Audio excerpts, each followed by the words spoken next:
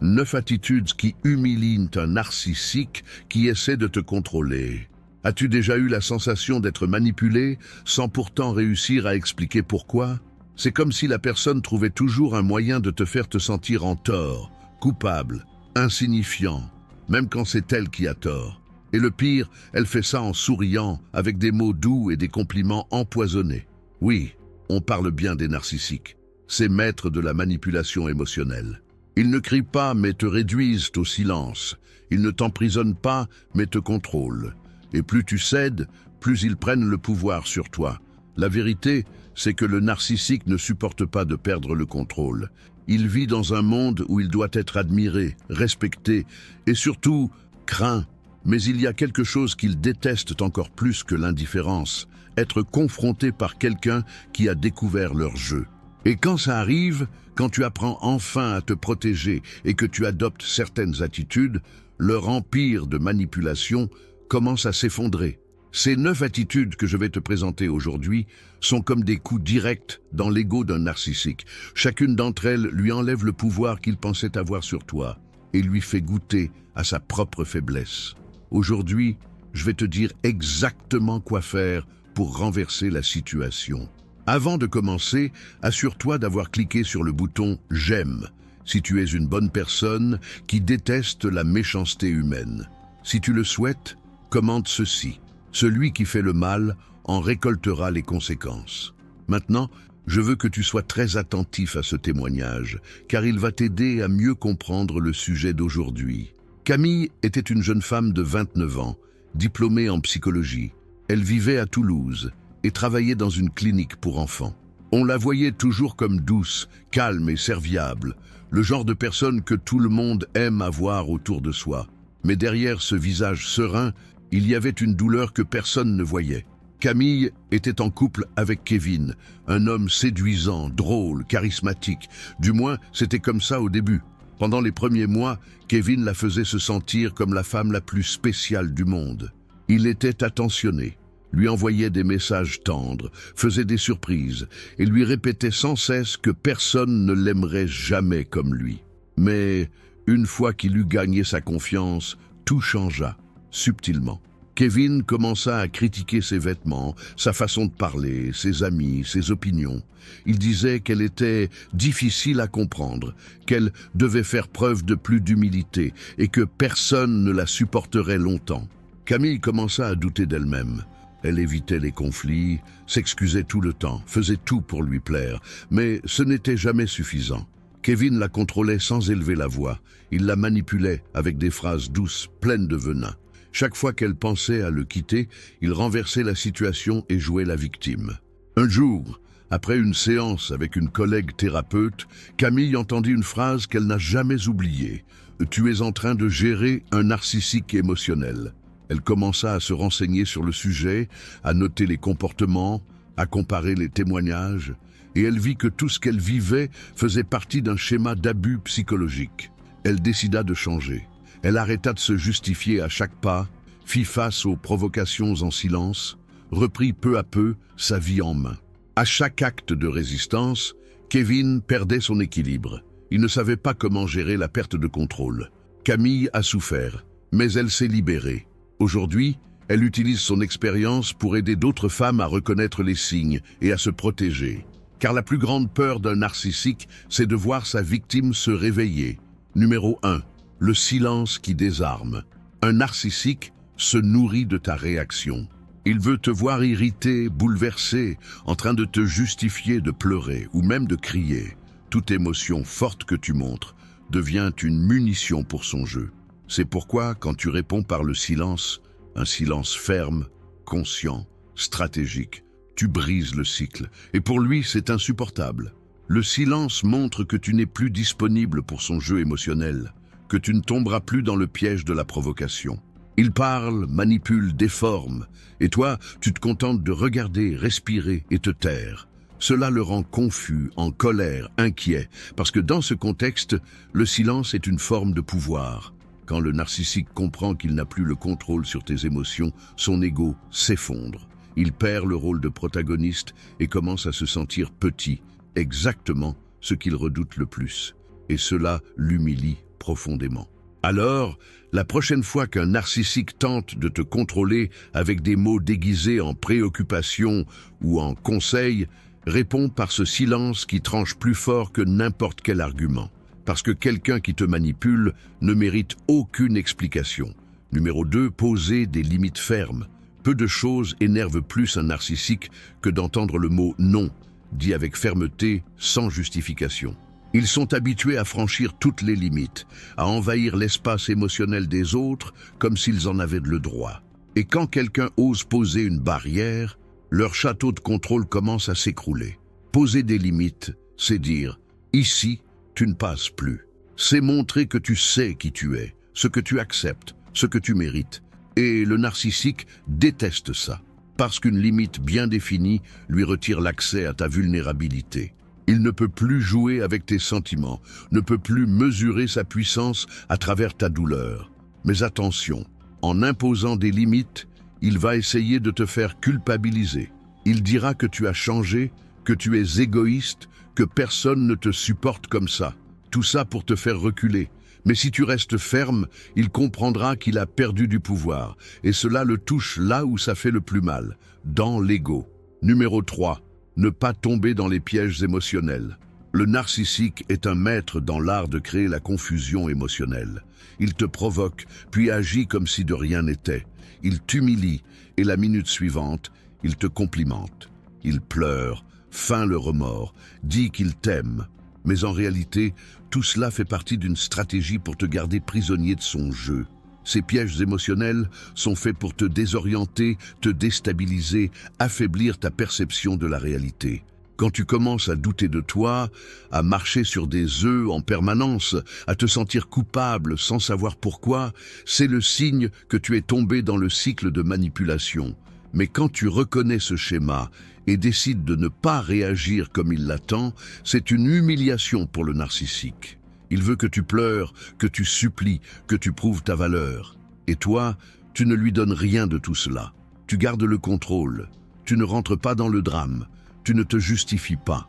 Cela montre que tu es conscient et émotionnellement mature. Et le narcissique déteste avoir affaire à quelqu'un qui voit clair dans son jeu. Il se sent exposé, impuissant et honteux. Il ne s'agit pas d'être froid, mais d'être ferme, de protéger ta paix intérieure et de ne pas nourrir le cycle de manipulation. Parce que lorsque tu ne réagis plus, tu retires le carburant qui l'alimentait. Numéro 4, montrer une indépendance émotionnelle.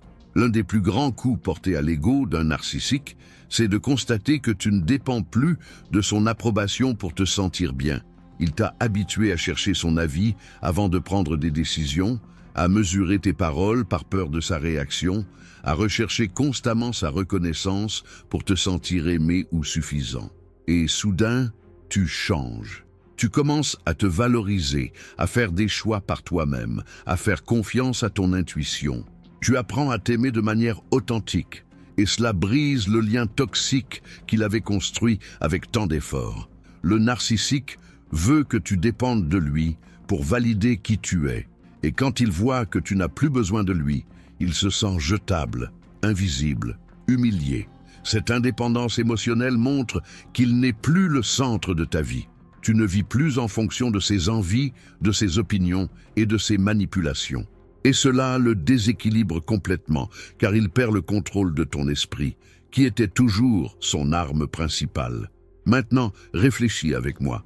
T'es-tu déjà senti en paix seulement après t'être éloigné de quelqu'un qui disait t'aimer, mais qui t'étouffait? Si tu as déjà vécu cela, partage ton histoire dans les commentaires. Elle pourrait ouvrir les yeux de beaucoup de gens. Numéro 5. Démasquer avec des faits, pas avec des émotions. Rien n'humilie plus un narcissique que d'être exposé, mais pas par des cris ni des scandales, plutôt avec calme, fermeté et des vérités irréfutables. Ils sont habitués à gagner par le chaos émotionnel. Ils créent de la confusion pour que la victime perde la raison. Mais quand tu arrives avec des faits clairs, des souvenirs précis et que tu parles avec sérénité, il perd son masque. Le narcissique déteste être confronté à la réalité qu'il essaie de déformer. Et quand tu exposes ses contradictions sans t'énerver, il entre en panique intérieure. car il sait qu'il est vu, compris, analysé et qu'il a perdu le contrôle du récit. Plus que la vérité elle-même, ce qui fait le plus mal au narcissique, c'est ton attitude face à cette vérité. Tu n'es plus là pour supplier, discuter ou désespérer. Tu es conscient. Et cela, il ne le supporte pas. Alors, si un jour tu décides d'affronter un narcissique, n'amène pas tes émotions, amène des faits. Ne montre pas ta douleur, montre ta lucidité. Il essaiera peut-être d'inverser, de minimiser, de se moquer, mais au fond, il sait qu'il a perdu. Et c'est la plus grande humiliation pour quelqu'un qui vit dans l'apparence et la manipulation. Numéro 6. Ignorer les tentatives de provocation. Le narcissique a besoin d'être remarqué. Il a besoin que tu réagisses, que tu montres ton malaise, que tu souffres, car cela alimente sa sensation de pouvoir sur toi. C'est pourquoi, quand il tente de te provoquer et que tu ne réagis pas, il a l'impression de disparaître. Et pour son ego, c'est dévastateur. Ignorer, c'est une forme puissante de résistance. Quand tu ne réponds pas à des messages manipulateurs, quand tu refuses de participer à des discussions absurdes, quand tu ne mords pas à l'hameçon du sarcasme ou de l'ironie, tu montres qu'il n'a plus d'accès émotionnel à toi. Et cela l'humilie profondément. Le narcissique vit de l'impact qu'il a sur les autres. S'il ne t'affecte plus, il sent qu'il n'existe plus pour toi. Et cette indifférence lui fait comprendre qu'il a perdu le contrôle, que tu t'es libéré. Mais bien sûr, il n'acceptera pas cela facilement. Il intensifiera les provocations, testera de nouvelles approches, jouera la victime. Pourtant, plus tu restes ferme, plus il devient faible. Dis-moi sincèrement, as-tu déjà ignoré une personne toxique et vu à quel point cela l'a rendue furieuse? Commente si cela t'est déjà arrivé. Ton expérience pourrait aider quelqu'un qui traverse ça en ce moment. Numéro 7. Avoir un vrai réseau de soutien. Le narcissique agit plus efficacement quand sa victime est isolée. Il travaille en silence pour t'éloigner des personnes qui t'aiment, qui te connaissent vraiment, qui pourraient t'ouvrir les yeux. Il sème des doutes, suggère que tes amis ne t'aiment pas ou que ta famille t'influence négativement. Tout cela pour qu'à la fin, tu ne dépendes que de lui. Mais quand tu recommences à te reconnecter à ton réseau de soutien avec des personnes qui se soucient réellement de ton bien-être, le jeu change. Tu recommences à entendre des vérités que tu n'entendais plus. Tu commences à voir clairement les manipulations qui, autrefois, semblaient être de la préoccupation. Et ça, pour le narcissique, c'est une menace réelle. Savoir que tu as des personnes sur qui compter, des gens qui te renforcent, t'écoutent et te soutiennent, le fait se sentir petit et impuissant. Il perd du terrain, perd son influence, perd le monopole de ton esprit. Et cela touche directement son orgueil, son ego démesuré, son sentiment de domination. Renforcer les liens avec des personnes saines est l'un des plus grands actes de libération émotionnelle. Car ceux qui t'aiment vraiment ne veulent pas te contrôler. Ils veulent te voir libre. Numéro 8. Ne pas tomber dans le piège de la culpabilité. Le narcissique maîtrise à la perfection l'art de retourner le jeu émotionnel. Il fait quelque chose de cruel, te blesse, ment, manipule. Et quand tu essaies de te défendre ou de poser des limites, il inverse tout et te fait croire que c'est toi le fautif. Il te dit que tu exagères, que tu es trop sensible, que tu as tout mal compris. Et le pire, tu finis souvent par le croire. C'est le terrain préféré du narcissique, le terrain de la culpabilité. Parce que tant que tu te sens coupable, honteux ou plein de remords, il contrôle la situation. Il utilise cette culpabilité pour te garder prisonnier, soumis, confus. Et c'est comme ça qu'il t'affaiblit peu à peu, sans crier, sans frapper, sans hausser la voix, simplement en te faisant croire que c'est toi le problème. Mais quand tu te réveilles, quand tu commences à voir ce schéma, quelque chose change. Tu arrêtes de t'excuser pour tout, tu refuses les accusations injustes, tu ne portes plus sur tes épaules des fautes qui ne sont pas les tiennes. Et quand cela arrive, le narcissique panique. Parce que tu commences à te libérer du contrôle psychologique qu'il exerçait sur toi. Refuser de se laisser culpabiliser, c'est une démonstration de force émotionnelle immense. C'est dire « je sais qui je suis et je ne porterai plus le poids de tes erreurs ». Cela retire au narcissique son pouvoir et le met à nu. Il perd la narration qu'il manipulait si habilement. Et c'est l'une des humiliations les plus dures pour lui. Voir que ses mots n'ont plus d'effet, que ces manipulations sont désormais visibles, que tu es éveillé, conscient et décidé à ne plus te laisser utiliser émotionnellement. Alors réfléchis. Combien de fois t'es-tu senti coupable de quelque chose dont tu savais au fond que ce n'était pas ta faute? Combien de fois t'es-tu excusé juste pour éviter un conflit qu'il avait lui-même provoqué? Tu mérites de sortir de cette prison émotionnelle. La culpabilité, quand elle est manipulée, devient une chaîne, mais la conscience te libère. Numéro 9, aller de l'avant sans se retourner. Pour un narcissique, rien n'est plus humiliant que de voir la personne qu'il a essayé de contrôler, continuer sa vie sans lui, en paix, sans rancune. Parce que ce que le narcissique craint le plus, ce n'est pas la confrontation, c'est l'indifférence. Quand tu disparais, évolues, grandis, te reconstruis, et surtout que tu ne cherches pas à lui prouver quoi que ce soit, il se sent complètement vaincu. Le narcissique croit que tu reviendras toujours. Il compte là-dessus. Il pense que l'empreinte qu'il a laissée est si forte qu'un jour, tu reviendras.